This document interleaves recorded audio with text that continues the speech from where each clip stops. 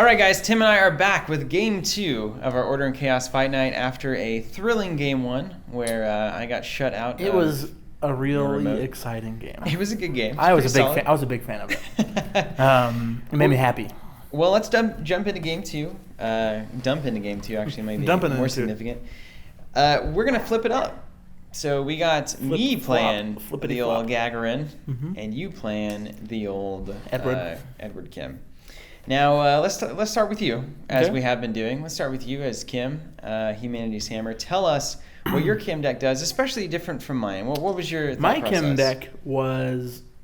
My game plan going into it was to get a rig and run. Seems good. Now, I was also running 3 account siphon. Oh, really? And same old thing in Deja Vu. All of those things. So this is straight up anatomy-style siphon recursion. Yeah, that's the plan. I'm also spending 3 influence on a test run. As my getting up to 15, and it's money. It's money. It gets what you need when you need it quick. Yeah, it makes a lot of sense for a siphon type build. It's awesome. Okay. I'm a fan. I believe. But that's really the build. I'm running Josh B's as a tax, and I get a click if you don't trash it. Mm-hmm. Yay. With day jobs? Day jobs, yep. Yeah. Now, what would you say about the merits of running account siphon theoretically with a deck that's already pressuring HQ with its ability?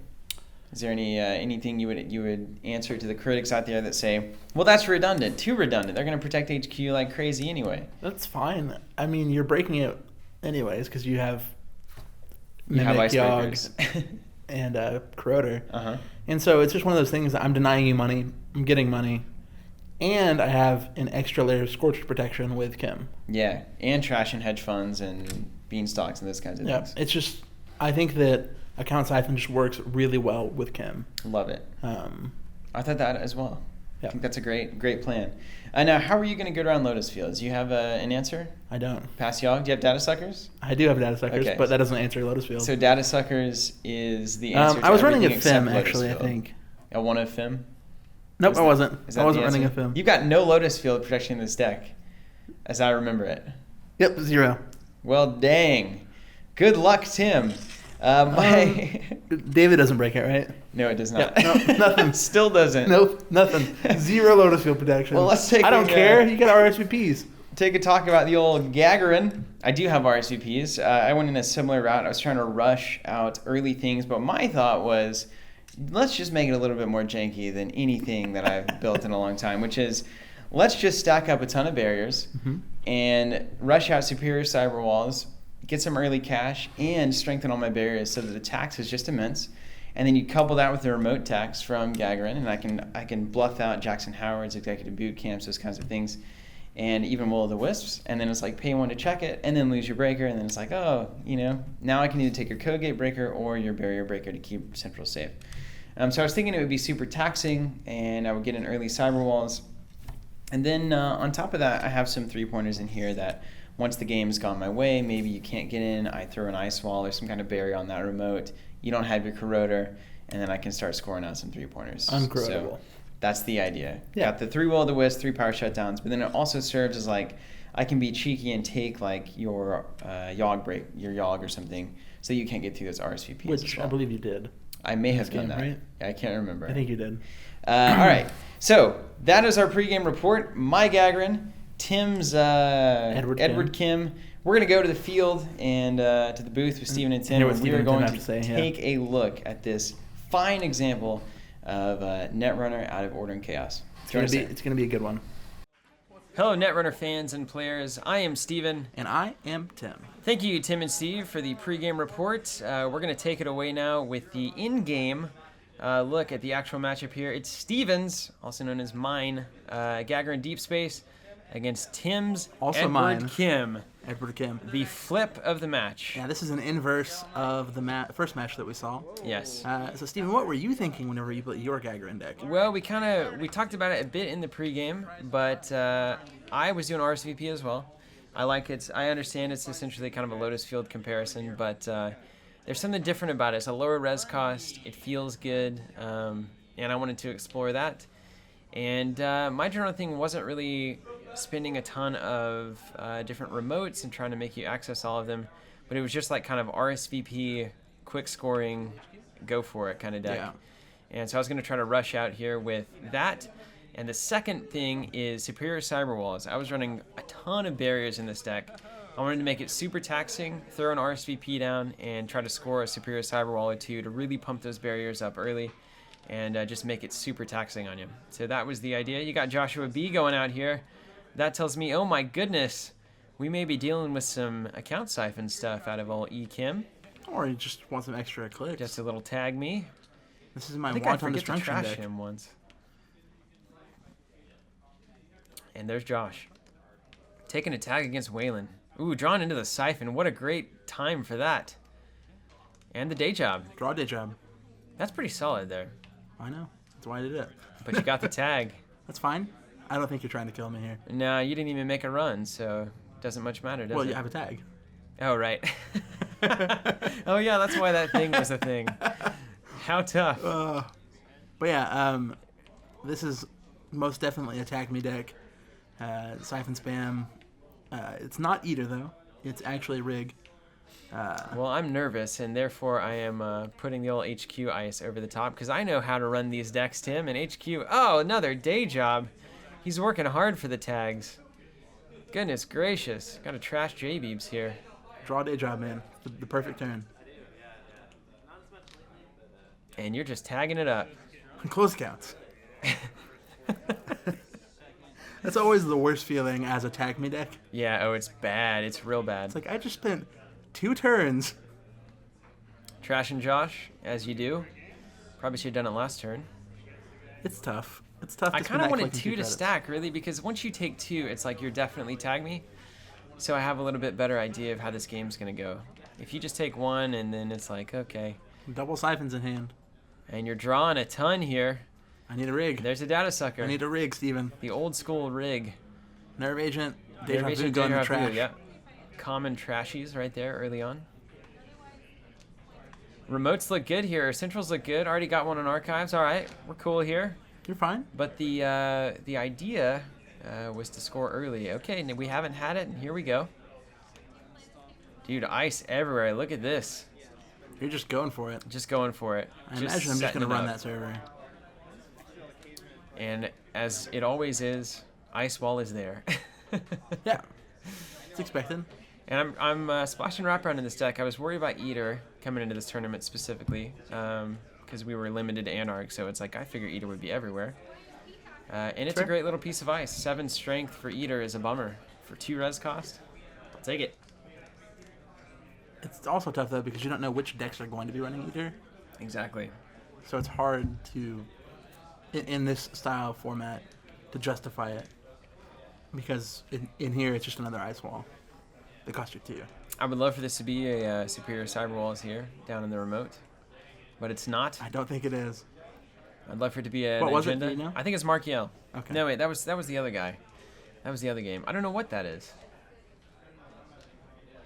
Snare. Could be a Jackson. It's probably a Jackson.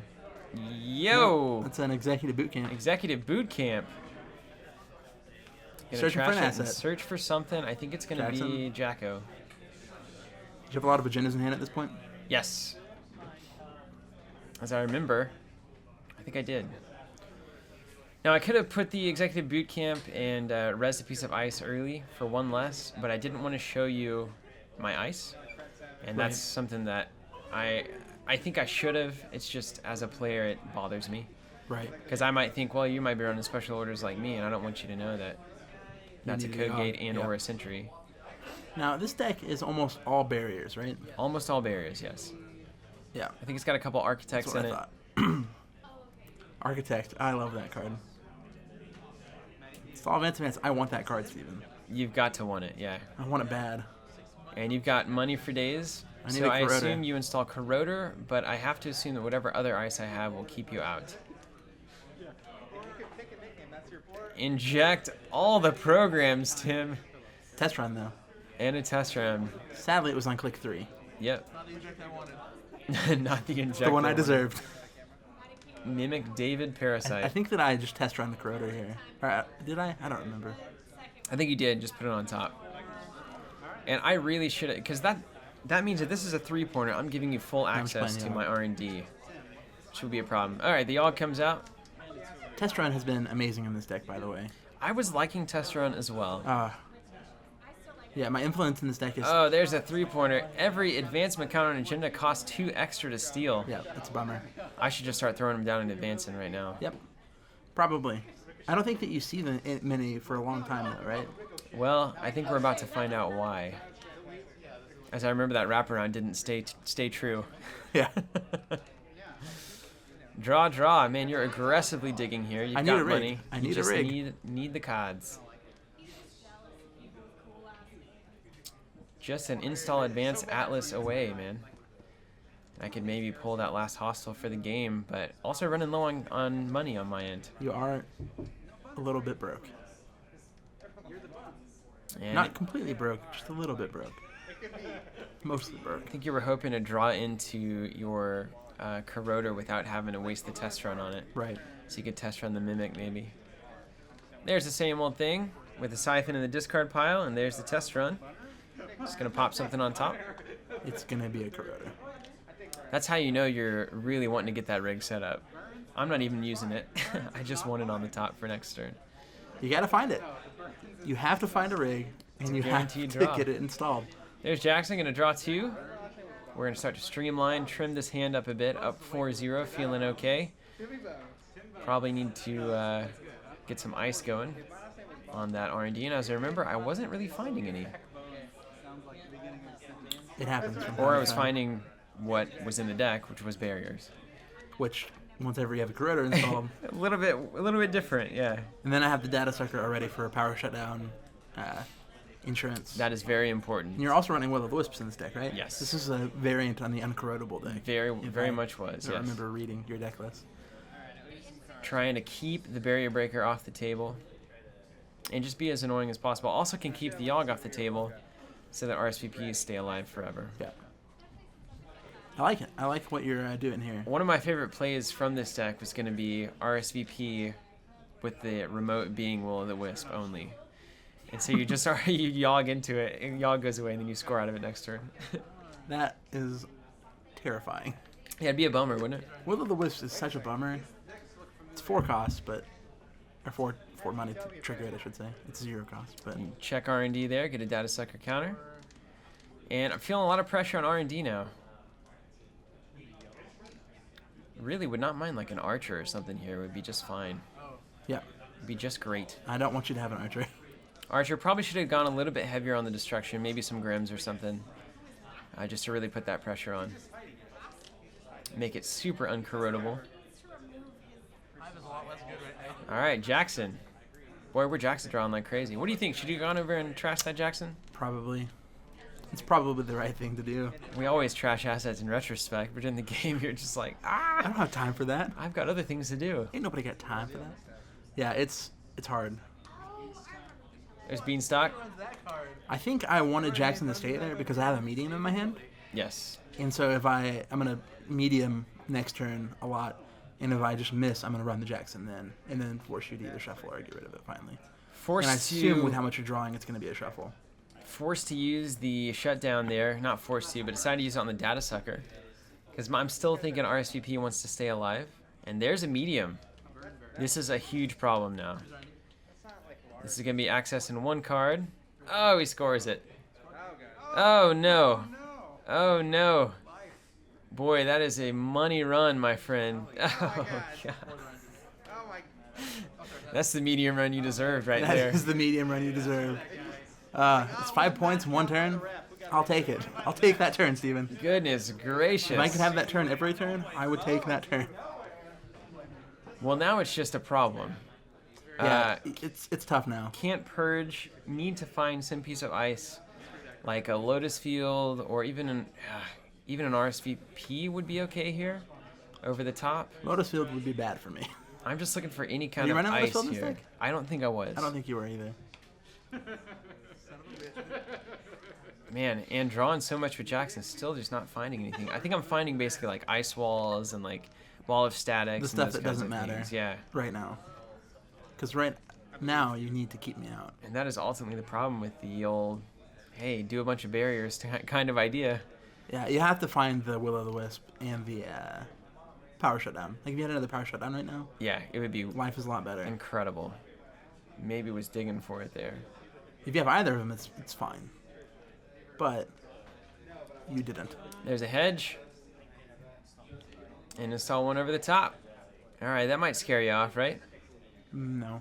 Maybe. Could be an archer, I don't know. you know. I'm probably gonna siphon here. That seems pretty strong. Yeah. I don't know. I don't remember what I did. First is draw. It's the first thing you did. Ask me what the ice is. Always a reasonable play as well. Ask Running your it. opponent. There's an RSVP. Ends run. All right. Can't break the wraparound. That's something. We've made some progress. Now I might account siphon with your 5 credits there. Yeah, that seems quite reasonable. I don't know. I don't remember what I did. Yeah, what's up top? Who can know? Another data sucker? Now a siphon? Oh, archives. Just running it. 4's archives. And we'll probably just use Jacko here, but forces the Jackson off the table. And then I get another data sucker. Get you a counter. Get you through RSVP next turn. So the problem has remained.